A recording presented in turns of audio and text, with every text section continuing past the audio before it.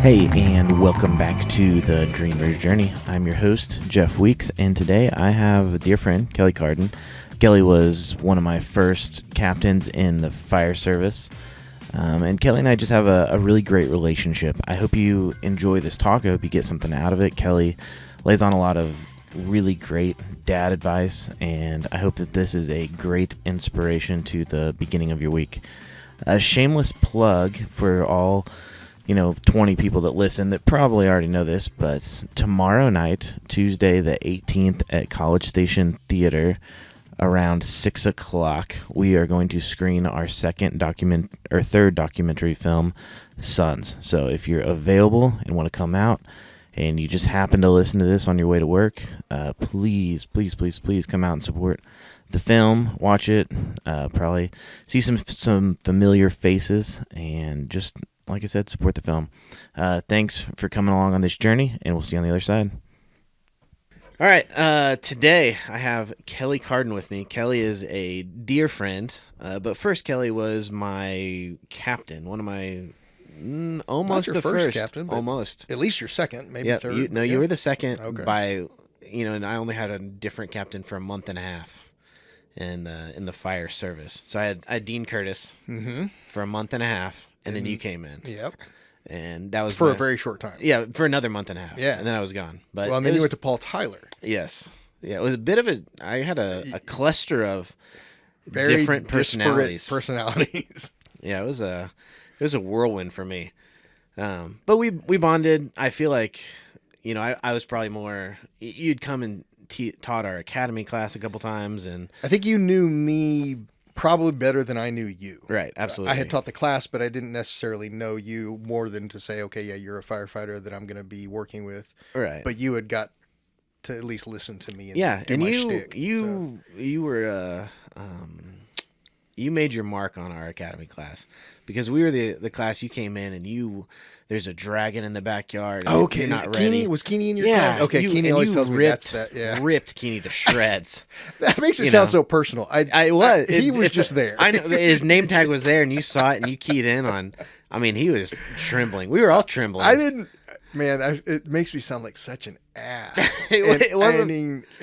I wasn't trying to do that because I don't believe in like belittling students. No. I don't think you were being an ass. I think it was just you just came out hot. Yeah, and we're like, you were setting the tone, and it was set. Yeah, it scared. I maybe not truly scared. We were laughing. Yeah, Poor right. Keenan. Yeah. But the funniest part is, like, you didn't even remember giving that talk. Yeah, I mean, I kind of remember because I've given it a bunch, right? And it changes constantly. I'm trying to get some points across, and sure. I have, enough of an imagination that the differences. Yeah. It changes year to year, Yeah, it was impactful. Okay, good. I mean, hopefully in a positive way. Yeah, no, it was good. And then, I remember, being newer, I had some past experience, but then getting to work with you was, you really took a personal touch to all of it. And I appreciated that. You wanted to talk. You wanted my family to come in. You wanted to get to know me. And I specifically remember in the middle of the night one night, we got back from a call, and it wasn't anything, and there was a fire had been dispatched, and I was sitting there staring at the monitor, and I was kind of like, should I get a radio and listen, just out of curiosity, being a rookie. And you came in and you gave me a full talk about, like, it is hard to get back to sleep sometimes, and like a full mental health breakdown on stuff. I'm sure you don't remember that at all. I don't remember this at all. But it was just I couldn't. You're so well natured in it. I obviously wanted to listen to you, and it was impactful. I still remember it. But at the same time, I was like, man, I was just looking to see if there was a fire, and I was thinking about it. I could probably go back to sleep if this guy would shut up. If you'd quit talking to me. Perfect. No, but that's definitely set the tone of of caring, yeah, and being more than just red-blooded, salty firemen that don't talk about their feelings and whatnot. You need to grab that. I don't know. Maybe we'll see. Let me see who it is. That's the no, and I'll actually tone that down. No, it's all right. Yeah. I don't want you to miss your call. No, this is not the call that I was concerned about. So, sorry. No. So, yeah, you've built that reputation, not just with me, but with the fire service as a whole, I think, and been at the leading edge of some of the mental health stuff within the department. Super cool. Let's see, what else? Kelly Cardin, proud Texan. Yeah. I mean, I've been gone from Texas longer than I was there.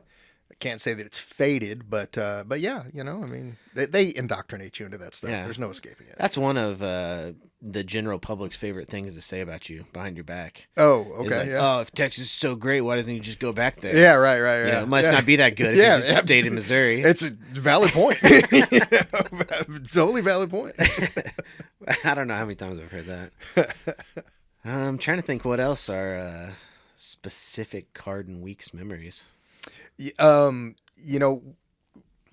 of my things that I appreciated about you when I first started working with you, like I said, I don't really remember you from the academy. Right. I don't really remember anyone from a lot of academies. Sure.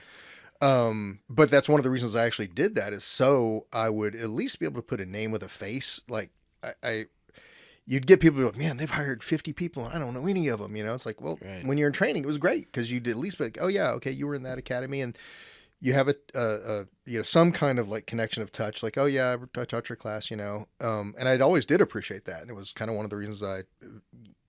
of the many reasons I went to training. But also, I remember when I got to sevens, which was a single unit station, mm-hmm. which means that it's a lot quieter. And I don't mean the run volume. I just mean the station's a lot quieter. Right. You have less people in the station. And I had always been at dual unit stations. Literally every other station I had ever worked at was a dual unit station. Sevens was the first single unit station I ever worked at. Yeah. I didn't know that. And so probably the chaos that I brought to the moment was probably, oh, this is how the fire station is supposed to be, just because I didn't know any better, Sure. But I remembered, I was like, okay, this is a fully formed human being here. You work with some guys that are very, very young, and this is like their first job. Right. They're, they're just not fully formed yet. But you were a fully formed human being. You were married. You were, you had a life. You had other jobs and stuff like that. So you were easy to like, from the position of the leadership, was like, okay, this is a guy that can be trusted to do things responsibly and things like that. I mean, he's still young and he's still got to learn stuff, but it's not Sure. as if he's brand new.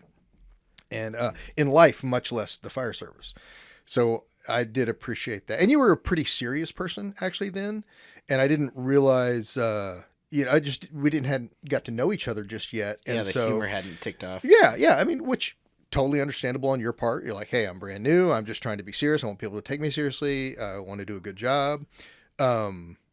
Easy for me as a 20-year guy to be like, I can be whatever I want because I'm secure in my place. Right.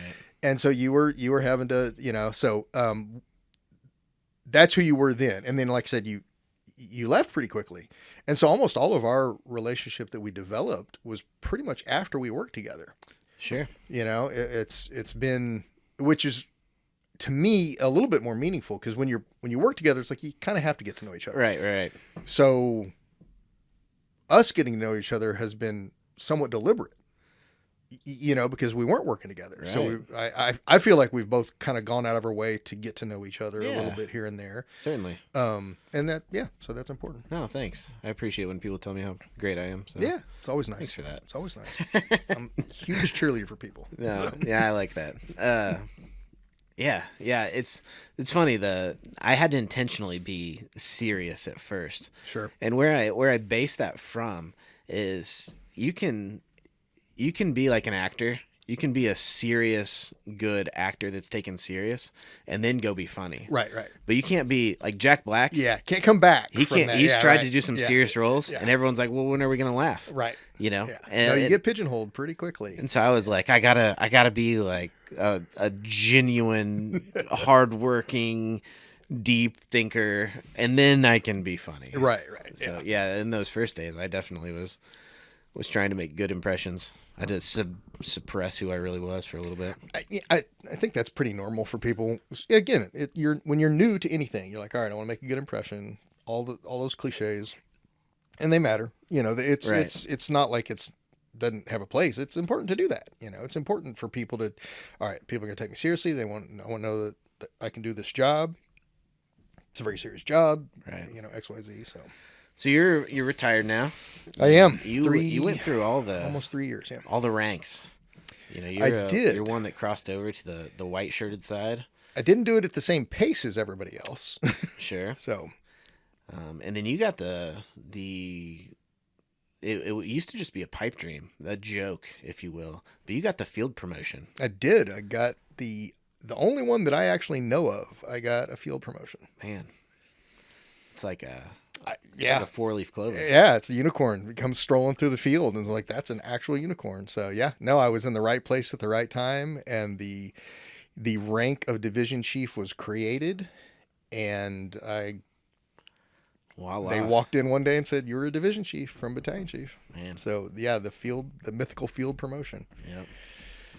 Someday. After not avoiding.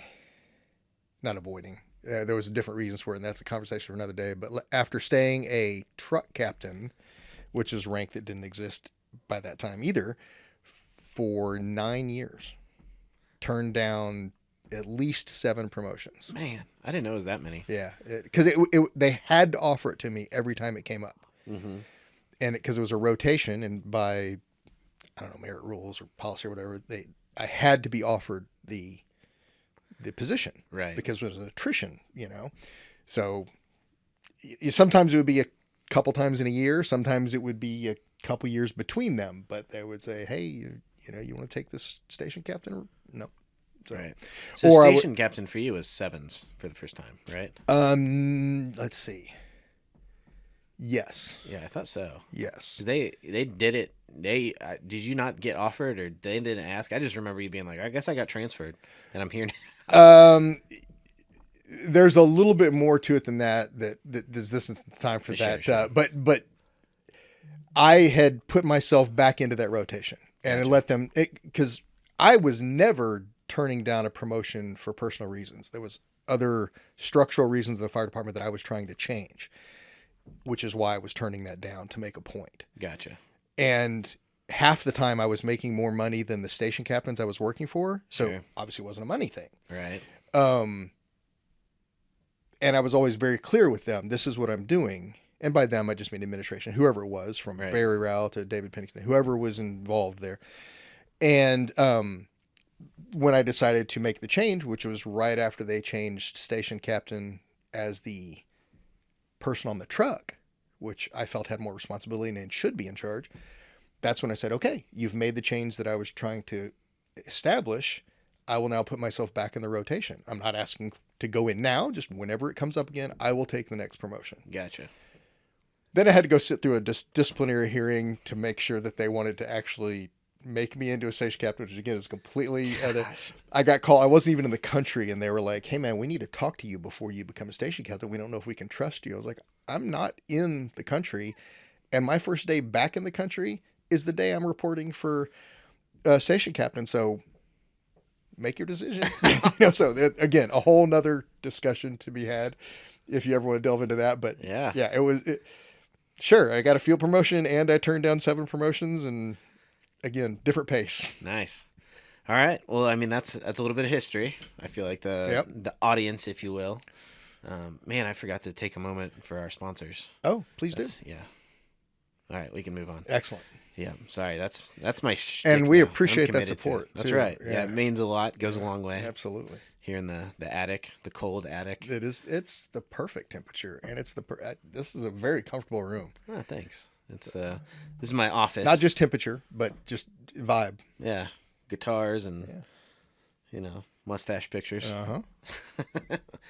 So obviously we're peeling back some onion layers there, but moving forward, looking at this is the Dreamer's Journey podcast, and the point is to I just want to get better at interviewing people for my documentary reasons. Sure. But moving forward, looking at your trajectory, your journey, your dreams, did you always want to be a firefighter? Kind of maybe walk me through that process or. Well, so I think what we just talked about, the whole like promotion process and the whole pace thing is kind of an example of how I've pursued things in my life, which has not always been the same pursuit that is normal. Um, and yeah, I did have things that I wanted to do, and I've pursued them, and then I've had other things. But as I've gotten older, I've realized, oh, so much of that stuff's not in your control. Not necessarily like you're denied it from exterior force, but like maybe just the way you grew up, maybe just the way that you believed in yourself or didn't believe in yourself. So that has been a journey that luckily I was conscious to. When I first said I wanted to be a firefighter, my father said, "Oh, are you going to be a cowboy and an astronaut next?" Oh. And like any parent, there's a ton of positive things and there's a ton of negative things from your parents. And that was kind of one that was like, oh, this is not exactly encouraging. But by that point, I was past needing that approval. That wasn't going to stop me from pursuing this. Gotcha. I was already actively pursuing it when I said, hey, this is what I'm going to do. So that didn't stop me, but that does kind of set up sort of some of the like, now I had other things that I wanted to pursue that he was extremely encouraging for. And, and my mom was, yeah, I think this is a great idea. As a matter of fact, she probably could be credited with saying, hey, you should probably look at the fire department. But I also didn't know how to navigate it. So there was like several false starts of like, oh yeah, I think I'm going to go and see how to become a firefighter, but I don't even know what that means. So I try and fail and don't even really get the right answer, but I'm not equipped as a 19-year-old to even ask another question. I just leave and walk out and say, oh, okay, I guess I can't do that. And then through luck or perchance, happenstance, somebody else opens the door and says, oh no, this is how you do it. So I didn't have full ability to actually make conscious decisions. I'm going to pursue this. Someone had put the bug in my ear to do it, and some other things, luck said, hey, this might be something for you. But I just wasn't equipped mentally and maturity level to like actually pursue it. Okay. A lot of that having to do with just upbringing and just, how you're raised and what you know how to do, And I got really lucky and about the time that I kind of was maturing into taking some ownership of my life and like, okay, this is what I'm going to do, or this is what I'm doing. And I realized, this is maybe not a great, like I was working on a hot Texas highway, working on the highway in Texas. And, as you can imagine, that's hot. Yeah. That sounds terrible. It was horrible. And I was making all kinds of money that I couldn't spend because I was working 70, 80 hours a week. Yeah. And so it would have been very easy to be like, I'm making good money and that's what I'm supposed to do. But, the guy that was the part-time safety officer at the company I was working for was a firefighter. And I was like, oh, how'd you start doing that? And he explained it to me. I was like, oh, that doesn't sound nearly as hard as I had thought.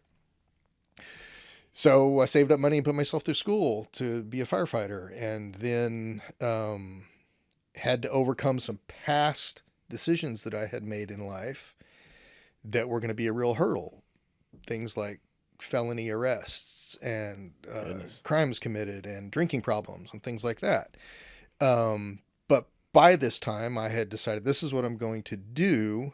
And some of those same people that weren't exactly encouraging in ways of like, hey, this is how you do this. They had taught me other things like, this is how you persevere. This is how you work hard. This is how you, so there was that double-edged sword. I got really good things from my family and I got other not so good things from my family.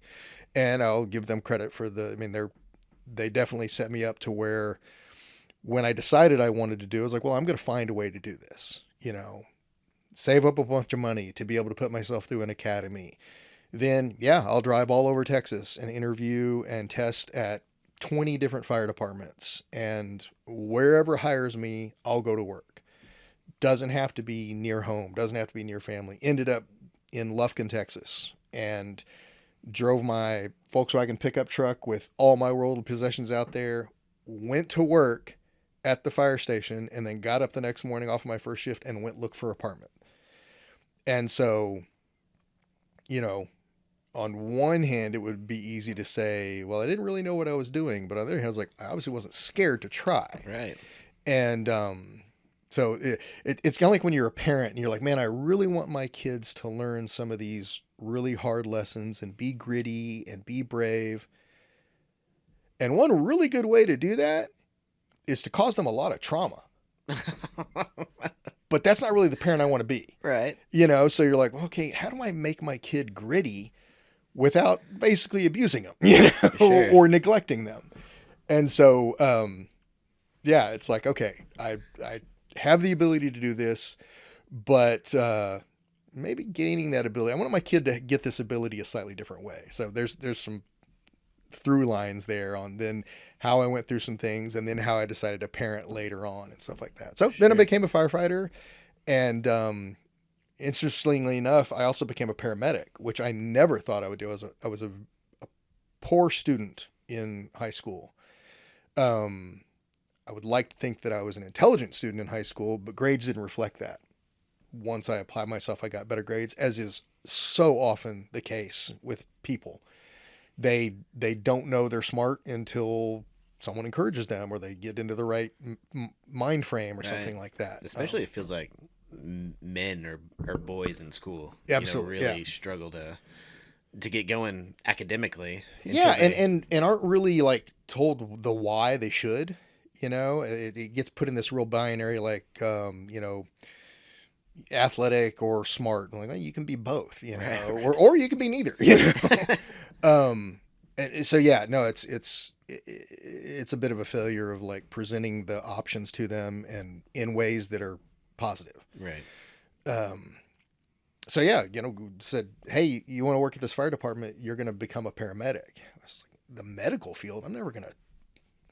Well, I realized that I could do that, and I liked it. Found myself really fascinated by that part of it. Considered PA school, actually. Really? Had an ER doctor that I worked really closely with offer to sponsor me to go to PA school after about 3 years on the department. It was an accelerated program out of Dallas that if you had a sponsor and if you worked on an ambulance that was busy enough and you'd had enough experience in all these different things, that they were like, yeah, we'll segue you right into that. I was 3/4 of the way to a quick paramedic associate's degree. And he said, hey man, if you want to do this, I'll make this happen. And, so that was a real crossroads. Like, okay, do I leave behind the fire department and become, you know, go into the medical field?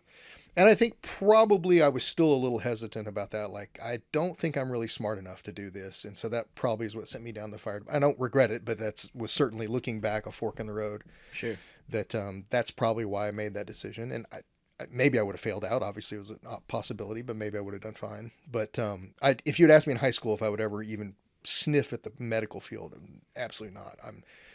I didn't pass science. I wouldn't be able to do that. But again, just because I didn't have the full competence in my abilities, in my ability to learn, not my ability to be intelligent. Sure. So. Yeah, that's weird. You know, almost getting scarred from high school or elementary school, you know, and I don't get good grades. Like, I won't be able to cut it at the next level. Right. And then you go off, people will go off to the military and realize they're very good at some things. Right. And, you know, I'm not a leader. It's like, well, then you get put in a position and someone helps you become that, and, you know, or I can't do that. Well, yeah, you can. And then there's a lot of people that think I can do anything, and they get slapped in the face with, oh, I can't do that, which can have its own, you know, problems. But right. I think people usually underestimate themselves more than people overestimate themselves. We always talk about sort of the audacity of men to think they can do anything. Right. Well, I mean, some of that comes from the fact that we try a bunch of stuff and we're kind of successful at a bunch of stuff. And even if we're not successful, we learn from it. And I've always been fascinated by the study about what it takes for a male and a female to apply for a job. So study done that was like, for a man to apply for a job, he has to have like 50% of the qualifications. It's like, I hey, believe here's this that. list of things you need to have Yeah. to apply for this job. And he's like, I got half of it. Sure, I'll Right. apply. We'll see if they really mean that. Yeah, exactly. I mean, just like totally willing to fail, totally willing to be told no. For a female to apply to a job, they have to have like 99% of it for them to feel comfortable about applying. Even applying. Because they aren't encouraged to fail. They aren't encouraged to just freaking throw the dart, throw the dice, see what happens, And I've always kind of been fascinated by that concept because I have been blessed with a bunch of really amazing, intelligent, strong, successful, failure women in my life. Mm-hmm. I've had just really have grown to appreciate those women in my life, aunts, grandparents, friends of family that are just women who are probably not like the exception to the rule at all. They are the rule. We just don't give them enough credit for it, Sure. And so yeah, just the fact, well, I shouldn't apply. I don't have all the qualifications. It's like, God, you'd be so much better at this than the idiots that we're applying. Absolutely. So as a dad, how do you encourage the women in your life? I consider myself a bit of a feminist. I consider myself a huge. I tell people, I married a woman. Yeah. And I'm a pro huge supporter of her. I have 2 daughters. Like I want them to be incredibly successful in the workforce or whatever they want to pursue. My I wife just want to support them like crazy. My wife, the PhD, refers to me as the biggest feminist in the house. So yeah, Right. yeah. So it seems backwards. Obviously, maybe you should have 75% of the qualifications. Like men should be a little less audacious, Right, and women should be a little more courageous. right? So how do you balance that as a father? Yeah. One, I mean, the easiest thing for me in my situation is look at your mother. Look at what your mother has done. Look at what your mother has accomplished. Look at what she's overcome. I don't want to hear anything about how you can't. You know what I mean? Sure. Obviously not in such short, curt words, but Right. she's a great role model. I mean, it's right there in your house, Then so my role, and it's real cliched, but it's like, okay, I want to make sure that they understand that they don't have to, they don't have to put up with a man that's not supporting them. I guess one way that people joke about it now is the reverse daddy issues. Okay. There's the daddy issues where they're trying to look for their father's approval, which is a big, cliche. Sure. And then the reverse daddy is, nope, my father was so supportive. Why aren't you? And so, Yeah. so,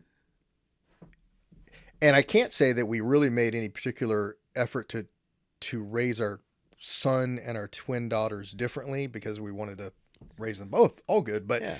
but there's different things with women, obviously. And it was easy to see that, oh, he's being encouraged to take risks and do all kinds of fun stuff just because that's what society and our culture does. And for the girls, we need to kind of go out of our way to do that, Mm-hmm. My wife, again, PhD, has overcome things and accomplished things that are amazing. And so being super supportive of that and like pointing it out to the girls Yeah. as they've grown up, I think it's just the easiest thing to do. It's just like it's the built-in thing. Like, hey, this is your mother. Yeah. You know, Here's your model and inspiration. yeah, here's your model and inspiration, whether you, and I don't even want to say equal because it's not like it's something that they have to do, but it's like, don't ever let, someone say, well, you're just a woman. You can't, because you have an example here that you can, I had one of my high school football coaches, of all people, had all daughters. I think he had 3 or 4 daughters, and I remember him talking one day. I obviously coached. He was the offensive coordinator, but he was teaching like a business class as well, and he's like, I have daughters, and he's like, this is a male driven, and this was 2006, Right. so a little bit different climate, being 20 years ago. But I remember he named his daughters all more what you would consider traditionally gender neutral names of like Riley Yeah. and Chris and he's like, I just want, when there's a resume on the Right, table and they right. see If they see a Martha, they might kick it out just because they've got an inherent bias. Yeah. Yeah, that's smart. So I remember thinking that, having daughters and I didn't. I caved. I have an Opal and a Rosemary. Yeah. Very very gender specific traditional names, but I always thought that was kind of a good idea. But I mean, it shows a lot of foresight on his part to recognize, okay, they are living in a world that has these biases, and I'm going to do what I can at this upstream level set 'em to up. maybe at least knock out one hurdle. Right. They're going to face 1,000 of them, but if I can get rid of this one, Yeah. And then, and also they had an older brother. And so like how I allowed him to treat them was important. It's like, hey, you don't get to do that just because you're a boy. You don't get to do that just because you're their brother, or you don't get to do that, or he doesn't get to do this and you don't get to do it. I mean, so there was a lot of really conscious decisions made for things like that. A lot of like gender specific things that, and my wife, again, being who she is and me being who I am, but we did have a lot of deliberate conversations about how are we going to do this? Mm-hmm. And she being a clinical researcher and having that kind of brain, we had just sort of access to like, well, let's read this study. Let's, Right. instead of like, oh, let's wing it. Let's like, I don't know, let's watch some YouTube videos. Let's, let's see what what science says, stuff like that. So, like language and again, none of it's, everybody kind of had access to all that stuff. So it's not like we were doing anything different, but it's like how you say, hey, you did a good job. It's like, oh, instead of saying, oh, you're so smart, say, hey, you worked really hard and some good things happened, Yeah. You are smart, but you could have been smart and lazy too, and so a lot of things like that. I'm a big, I saw how hard you were trying. Yeah. I try and that you got success because of that, Right. as opposed to something inherent. Yeah. You're so you talented. Really, it's a little bit like saying, oh, that happened because you're pretty. Well, you've got no control over whether you're attractive or not. Mm-hmm. I mean, I guess you can wear certain clothes or have certain haircuts or things like that, but like no one can really take credit for being pretty. I'm isolated to one haircut. Yeah, And so it's like, well, you don't get to take credit for that, but you do get to take credit for how hard you worked, Right. And then we really encourage them to have a diverse set of things that they like to do. We always, okay, this is what you want to do. Great. But you also have access to this. So I have twin daughters, and it doesn't really matter which one has which because these apply to both of them. But one of them was a beauty pageant contestant, a cheerleader, a competitive cheerleader, a wrestler, an ASE certified mechanic, a hockey player, a seamstress, an artist, a photographer. Throw all those things out on the ground and divide them up, and you have my two daughters. Okay. And it's completely, the one that is the ASE certified auto mechanic, got that in high school, is not the one that played hockey. Gotcha. The one that was a cheerleader, they're actually both cheerleaders, is not the one that was a wrestler, is not the one that's the artist. So they were given lots of access to anything that they wanted to do. And not just, you can do whatever you want to do, but then subconsciously we're saying within this gender role that you have. But no, please go out and try these things. And my wife is more cautious than me. My kids are actually going to the Grand Canyon later this year. We've been a couple times. We've hiked and camped in the bottom of it. My daughter loves it, and she's like, well, I'm going back. I'm like, great, get your permits, and who's going with you? Oh, my friends. And it's like, well, have a plan B because your friends are going to bail on you because that's what Right. what teenagers do. That's what 20-year-olds do. And they did. And so her brother and sister were like, well, we'll go. Awesome. And they're going to drive out there and they're going to do that. And they're going to camp here and camp there and do all this stuff. And, so my wife is a little bit more cautious than me. And she's like, I'm really glad our kids do that, but I'm scared. I'm worried about them. Yeah. And I'm very much like, yes, go right ahead. Now, not irresponsibly, yes, go do this, but you've never done it before, so you don't know how to do it. But it's like, oh no, taught them how to camp, taught them how to hike, taught them how to drive, taught them how to, how to navigate these situations, how to go do these things, and set them up to hopefully be successful when they do it. And that took a lot of patience and a lot of really deliberate, okay, they need to know this thing. And that's hard as a parent, as you know. You get caught up in just the daily, man, I just need to get them to be fed. Right. We just got to make it to bedtime. Yeah, we just got to make it to bedtime. But to then, okay, they're going to need this skill later on. And they won't learn it right now. So I got to start laying bricks in this foundation because it's going to take 1,000 bricks. Mm-hmm. I can't lay all 1,000 bricks when they're 16. I got to start laying some bricks when they're 3. So by the time they get to 16, they have a bigger foundation of skills and whatnot. Right. And as you know from working with me, I have a ton of sayings. Yes. Yeah. Cardinisms. Cardinisms. And I mean, they know them all. They can quote them all to you, Sure. But they, they've grown they up with them. them and they're like, yeah, that one is,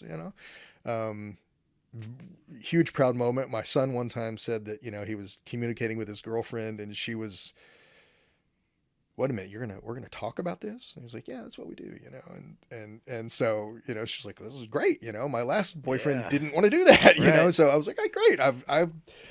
I've helped create a good man, Right. So, that knows how to talk. Yeah, that knows how to talk. Know words. Yeah, right, exactly. How to use them. Express your feelings. Actually understand that you have them. So yeah, it's like all parents say it's really hard work, but we've tried to be pretty deliberate about that stuff. And I've been blessed with the partner that I have, that our strengths complement each other, which most couples do. You're good at this and you're good at this, and and then and my wife will absolutely be the one that will be like, look, I really appreciate that you're a communicator, but can you be quiet for a little bit? I just turn it off for a minute. Yeah. So that's hilarious. Yeah. One of my, my father and I have a great relationship, and one of the things he did really well was transition from, he's always going to be my dad. I'm always going to need advice from him and stuff like that. But I'd say about 18, maybe even before that, we switched to being buddies. As opposed to him telling you what to do all the time. Yeah. And so it was a lot more, I want to go to the Grand Canyon and do this, and him being, incredibly supportive and excited and like that sounds like a great trip. You and your buddies are going to have fun. What do you need? Have you thought about this? Yeah. I think a lot of that's ego. Maybe I didn't, and all of a sudden he just dadded me. Yeah, but it was helping as opposed to and controlling. A genuine curiosity even. Yeah. Like what way are you going to go out there? Have you what vehicle? And not a like, now did you change your tires aren't going to make it, just you're right. It was a total ego thing. And no, I think men have trouble. I mean, we are raised to be providers. And these are all cliches, so Sure. But there's a certain amount of control that comes with that. And not just like, I want to have control, but like, well, someone has expected me to be in control, so I'm going to be in control. And then it's hard to let go of it. And your ego gets involved. And then you have this young person that you're in charge of. And if you're such that you can't accept them defying you because it's some sort of personal attack on you, and you can get really caught up in all that stuff and then kind of ruin that relationship. But your dad obviously did a really good job of like, okay, while I need to control you, I will control you and teach you at the same time, and when it's time to release you, I will release you, but I will have created a relationship where you'll always come back to me because you trust me. And that's really hard to do. I mean, you find yourself getting mad. Don't you talk back to me? It's like, wait a minute. Why is he talking back to me? What's going on here? Let me delve deeper. Let me not be lazy. Right. That's another one that was hard for me as a dad. Like, man, it'd be so easy to just be lazy about this. And because I said so, well, no, all right. I got to actually tell them why. Right. And so. Yeah, here's some buy-in. Here's some legitimate. Yeah. And it, it was not too long ago, you came up to the station and played Game of Catan. Yep. And brought Major up, and he played too. I thought that was a pot of food. Gosh, it was rice. It was just a pot of rice. Whatever it was, like we had leftover. And you know, and y'all were going to throw it away. And he's like, whoa, wait a minute. You got some ketchup? It's the most you got college ketchup thing and a ever. wooden spoon, and I'll finish off that. Yeah, that was hilarious. Yeah. And I do really appreciate, and I'd love to take total credit for it, but I love that my son was like, yeah, I want to come to the fire station to play Catan. Yeah. I mean, a 20-year-old college kid, you know, wanted to hang out with his dad, certainly wanted to go play this game that he's played with his friends and stuff like that. And like, yeah, I'll go to a fire station where I feel comfortable too, with some guys that kind of know me, but from when I was 5. But I mean, yeah, I loved that. I mean, I took that as, okay, I haven't done a horrible job as a dad because he wants to come do this. Right. You know what I mean? Now, maybe it was the promise of a free meal too, you know, or whatever, but still, yeah, it was. You could find a free meal anywhere. Absolutely, yeah. Go home and get that. Yeah. Cool. Well, so I'm curious, you know, we've talked about some parenting. We've talked about, you know, you getting in the fire service and achieving some dreams and goals and the journey that was. What's the future look like for Kelly Cardin? Obviously you're in retirement, but you got things in the works. You trying to do things. You just trying to be a good dad. So it's everything has its season, and you know, you right now are raising small children, mm-hmm. and so that's the season you're in, and it requires, you know, this, that, and the other. And my kids are in college, and so they don't require, you know, as much attention, but they do still need me. And so, kind of like we said, you know, your dad sort of let you go, hey, yeah, and then encouraging, but so I'm in that position. It's like, I want my kids to feel comfortable knowing, hey, all right, I can call dad if I need him, which is what we all want as fathers. Right. But one of the interesting things is, as I segued out of my career of, you know, 28 years in the fire service, achieving accomplishments and ranks that I never really thought that I would achieve, through really it just had people around me that were really helpful and encouraging and allowed me to be me and allowed me to do some things. So I'm you know, there's a whole long list of names of people that I could list off that I appreciated to be able to do that. But as you segue away from that, and I did try over time to really protect myself to make sure that wasn't my entire personality and my entire world, which is, I do think a lot of us that come out of that industry struggle with when we retire to define who we are without that, and be able to lead a healthy, successful life afterwards. In whatever way that is. I'm curious what the divorce rate of retired firemen is. Or you just unfortunately, like suicide rate too. You see just some terrible stuff happen post-retirement. Like, these guys lose their identity and are all of a sudden a mess. Well, and it goes back even further upstream than that, because it's they lose their social network. But we're never, as men, taught that a social network is important. It's just always kind of there. And we go to the fire department and we talk and we have these people. And then, I mean, it's gone. In the snap of a finger, you're no longer surrounded by people you talk to and shoot the shit with. And and you know, do different things with. But we're not taught to recognize that that's a problem. Right. So then something kind of starts to hurt or be difficult to do, and we don't realize, oh, well, you know, this thing went away. I've got to replace it. Or, you know, okay, this is a very natural thing to be sad. They start to drink. They start to do, you know, other just bad behaviors that might cause their family life to crumble, or to lose their, you know, like you said, divorce rates, things like that. I would say it's probably a disturbing amount that we wouldn't want, you know, but that's definitely a thing. It's absolutely a thing.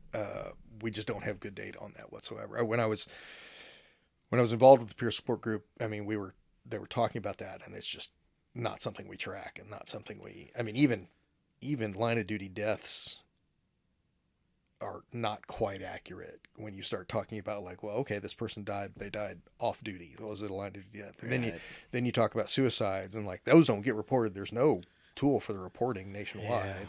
Yeah.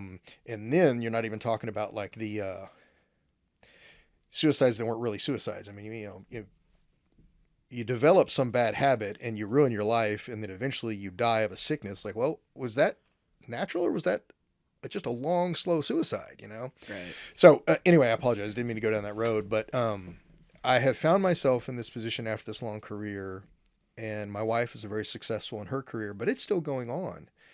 And I did a small job with the university as just kind of I called it my off ramp. I wanted to slowly segue away from working for a company, getting a W-2, because I knew that if I just turned it off right away, I am a social person, and I mean, I go out of my way to make sure that I keep relationships because Right. I know that they're important to me, and they're there to help me stay healthy. And not everybody wants me to still have a relationship with them. I mean, it's true. That some of them Sure. have been like, we want this to die on the vine. Okay, but it's not really going to be because I didn't try. You know what I mean? Right. And so I tried to be very deliberate as I retired. Little off ramp job. I tried to allow myself to, as I was retiring, it's like, okay, I'm kind of sad about this. All right, I'm going to go ahead and be sad. This is worth being sad about. I'm not going to see these people again. I mean, there was a whole 6 months before I retired where I was really focusing on accepting what was going on and trying to be very deliberate about it. And then as I left, trying to make sure that I was doing healthy things, okay, I'm working here. I've got some other relationships. I'm still, making efforts to see people. Those all change. I mean, you spend a lifetime walking into a fire station, where you might be in charge. Mm-hmm. And then the next thing you know, you're knocking on the door to ask permission to come in. Right. It's a very different thing. And, you got to kind of acknowledge that. I've got some projects I'm doing to keep me busy. Like I said, I'm not getting a W-2, but I am working, Sure. in my case, it's building. I've always worked with my hands. I've always done things. So I'm doing a little building, but it's just something to keep me. I'm not considering myself a builder. I'm certainly not going into the building industry, but that's what I'm doing right now. But I will tell you the thing that I am doing that actually is the most important to me right now is that I am actually supporting my wife in her career. And I don't mean just cheering her on, but like taking over. I'm trying to take over the last few years all of the mental load that in one way or another she's been carrying. Mm-hmm. Now, I like to say that we were a pretty good partnership through our childhood, or I'm sorry, through our kids' childhood and through our marriage, that it probably wasn't 50-50. I mean, men are pretty bad at saying it's 50-50, Absolutely. and it's not. But, the way when our kids were little, much like a lot of firefighters, hey, when I'm off, I had the kids. And when she went to work, and then when I was on duty, she had the kids, and we did have a really good split of that. But I'm talking about okay, I got a daughter that needs to go to the doctor's office. She's 20, that still has to be navigated. And we've segued to where it's like, hey, call me. Don't call your mom. Your mom's busy. She's accelerating in her career and she's doing a really good job. And it's very hard. It's very taxing on her. It does take a lot of her brain power. And so instead of me just letting everything go the way it always was, which is okay, the dogs have got to go to the vet. There's all the normal things that I take care of the house, but hey, we need to pay these bills. We do this. I've tried to really be deliberate in taking those over so she doesn't have to have that drain on her, so she can focus on her career. And again, I'm trying to do it beyond just the normal ones. Oh yeah, now I'm home. I'll take out the trash. Not the little stuff, but hey, our health insurance is coming up. I'm going to navigate this to make sure that we're all covered.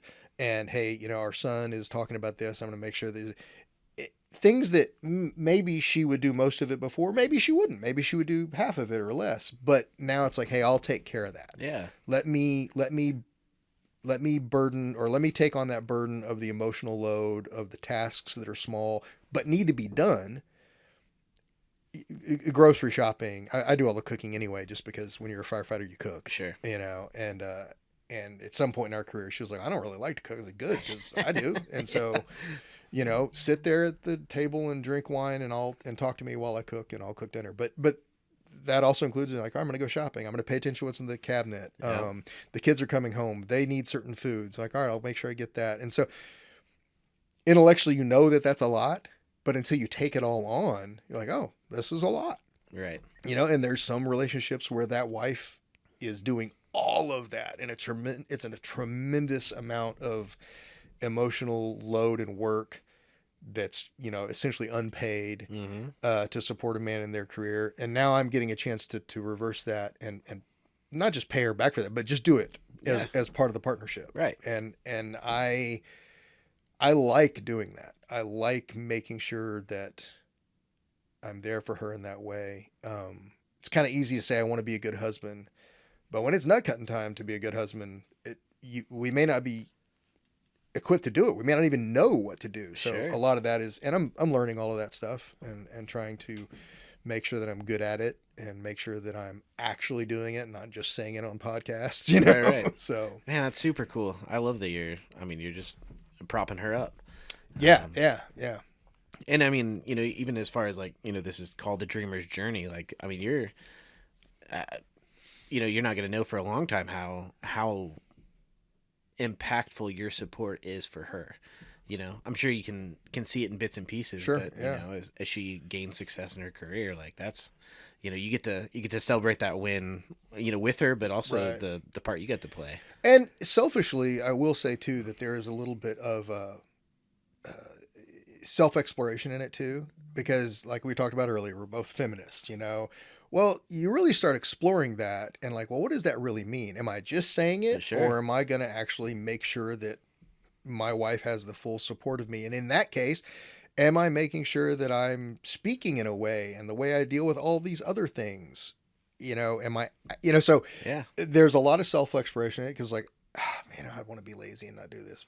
But no, this is Right. actually my job. I got to do this now. I'm retired. Yeah. And so, so selfishly, there is certainly something in it for me because it's helping me explore who I am and be really introspective about, how my attitude about certain things. And so, yeah, there's certainly benefits for myself in it too. Right. Yeah, it's Cool. That's great. but it does take, you got to be deliberate. Yeah, I feel like that's an answer I'm not gonna probably get again. I'm just taking everything on so that my wife can achieve. Right. I mean, I don't know. You probably in different ways you'll Maybe see so. it. Hopefully. Yeah, hopefully. Yeah. No. And I mean, obviously she didn't just become successful. She's been Right. working towards this success and being Yeah. successful. Supermom and building Even a career. before we met, she was putting herself on this path and came from kind of a traditional family that she was the first one stepping into this world of, hey, I'm going to pay attention to my career, Nice. and so then probably intentionally married me.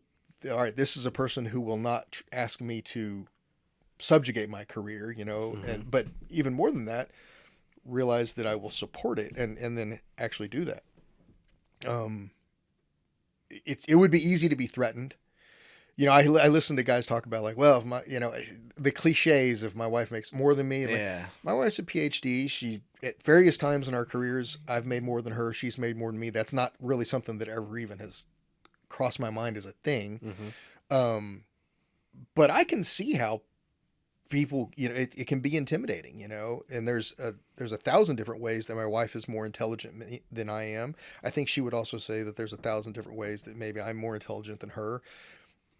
It's not a competition, and nor does it have anything to do with how we treat each other, but it could be a hindrance if you did let it, Sure. So hopefully you will hear other guys talk about that. Well, it's clear you've outkicked your coverage by a while. As yeah, As most absolutely. of us have. Yeah, as most of us have. Yeah.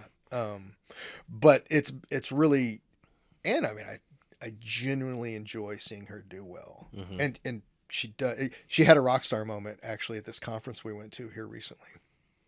This is just me bragging about my wife. Sure. She was listening to a person present something. It had something to do in her field.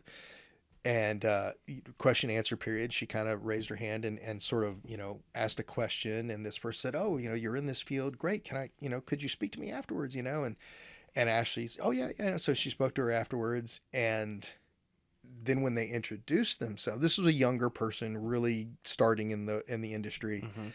And my wife introduced herself and this person recognized her research. Oh, It's wow. like, oh, you're this person. I've cited your Yeah, research. you've done XYZ. Yeah, and then that person immediately got real Twitter pated and like, oh, like, Yeah. can I email you? And Right. Ashley, being who she is, was like, yes, absolutely. I love what you're doing. Please. But it was a rock star moment if someone recognized her as, oh wait, I know who you are. Cool. And it's it's just, we're all in whatever bubble we're in. So yeah, it was really neat to see her go through that. Right. And she's done it. It's done it before. I've seen that happen before. I've seen her, be recognized. I've seen her be in areas where she's obviously a rock star. And so, yeah, I mean, I genuinely enjoy seeing that happen for her, And you watched a million guys say, I studied for that promotion test. Oh, yeah. Like, oh, I studied hard, I watched my wife get a PhD. We don't know shit about studying. Yeah, we don't. We don't know have a clue. anything about studying. We worked hard for a weekend. Yeah, right. We fell asleep with a book on our lap, and and so yeah, it's So that is what I am focusing on. Amongst a bunch of other things, I'm reaching the age where I'm realizing, okay, I've got to get some things in my life together. That's actually why I'm building. I had some projects that I kept putting off. It's like, okay, I need to do that. Mm-hmm. So I'm just, my health is doing this, my body's doing this, my family's doing this. I'm trying to still, be a part of setting us all up for success. And part of that means like, all right, I was going to do this. I'm not going to do that. I need to get rid of this stuff. Yeah. Whether it's actual stuff or whether it's actual like thoughts and dreams of maybe we were going to do something like that, but that's not what we're going to do. We'll do this other thing, Sure. We're going to still refurbish a sailboat though, right?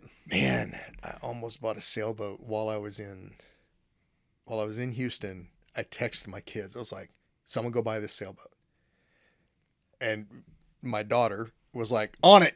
Nice. She was like, the guy, it got sold, and it's obviously a much smaller one than yours. But dude, I'm, yeah. Yeah. Yeah. You can have mine if you want. There's a sailing club up at Fellows Lake. It's closed for the winter now, but they rent sailboats now. Wow, we need to go do that. And we've got a built-in instructor. I don't even remember his name. What's his name? Yeah, Titus Elliott's guy. I mean, we was like, hey man, come, let's. I hate that. That's the thing that I keep like just pushing to the back burner. Yeah. And like you're saying, it's maybe for me sailing has died in my life. It never really took off. Right. It was like, oh man, I got 3 little kids. Yeah. And they are my world, and then I have a job, and then I like to make documentaries, and that takes me a lot of time. All the junk that I have around my house, my kids have full access to. I've got a little Sunfish sailboat. Uh-huh.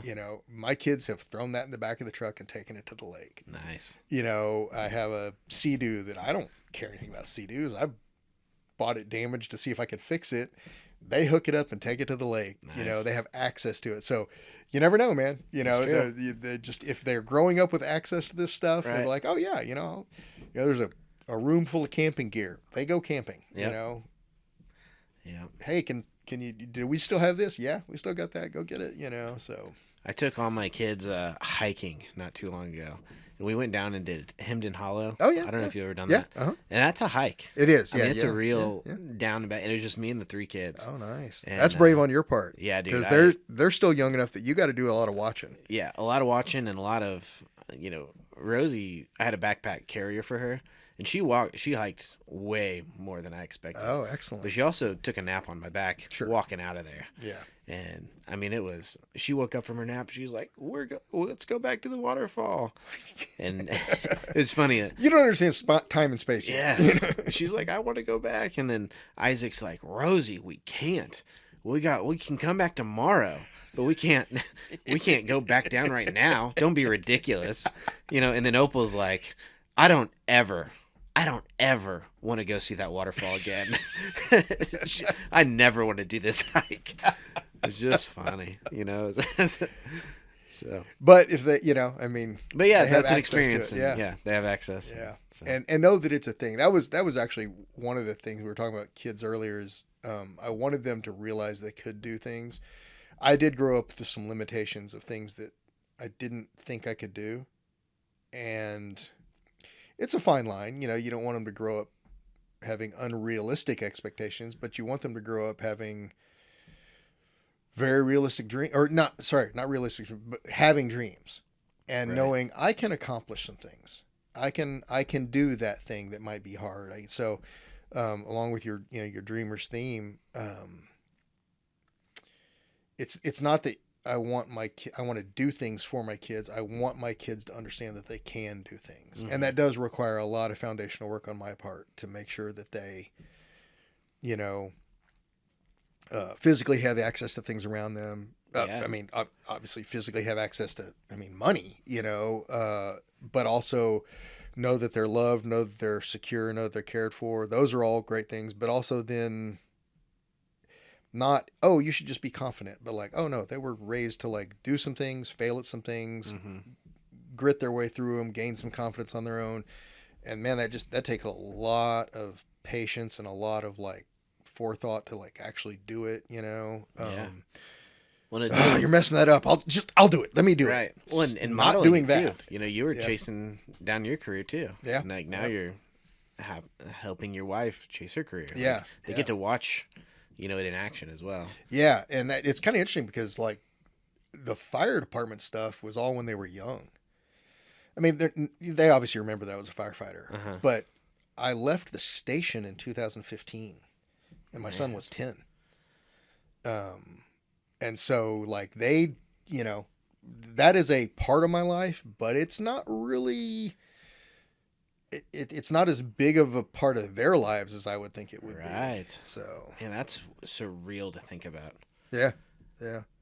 Because I left Station 7 working with you guys and went to TINS for a little while, and then I went to training. Yep, I remember that. And so, and then I spent the last 10 years in administration. So. Man. That is, my kids will be, I think they'll be right at graduation. When you retire, when I retire. Yeah. So it'll be a real formative part. It'll be for their segue into their adult life that you have been a firefighter. Right. Yeah. Yeah, but then for the bulk of their life after that, I won't be. Right.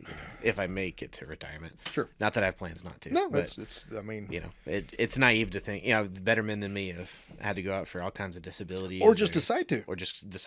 Yeah. I mean, that's one of the things about our career. We never think about it in terms of leaving it early. The retention rate is unreal. Yes. But there's lots of good reasons to leave this career. Sure.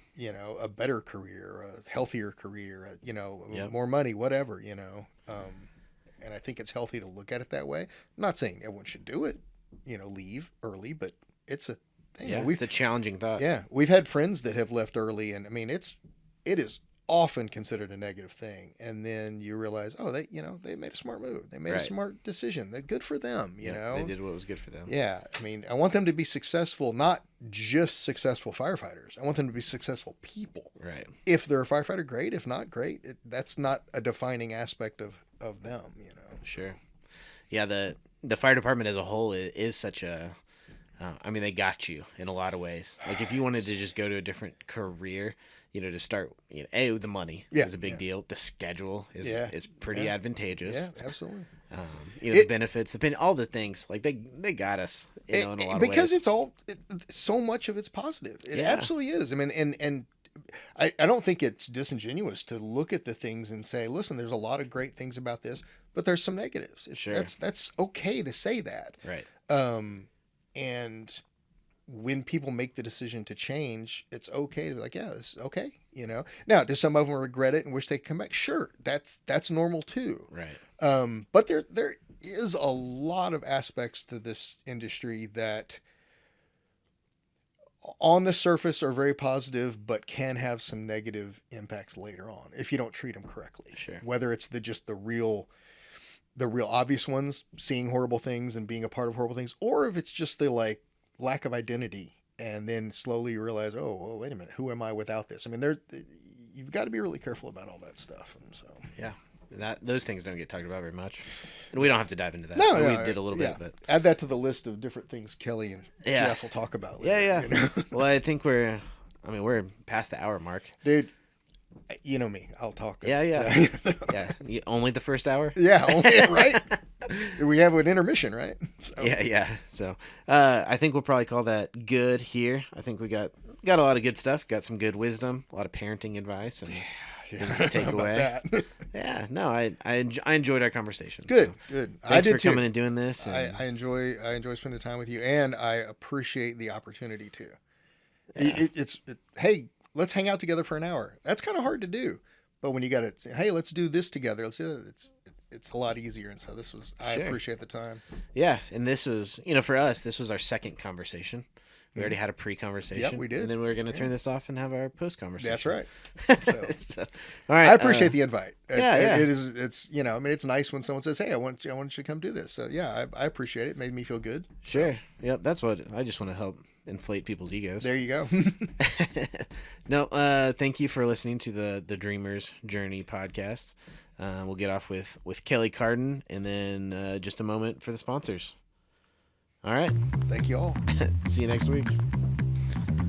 All right. I hope that you were able to gain some value from this conversation with Kelly, get some wisdom, hopefully some parenting advice. I know I definitely took away a few key things and practices. And, I just get really caught up in my own dreams sometimes and what I'm trying to achieve.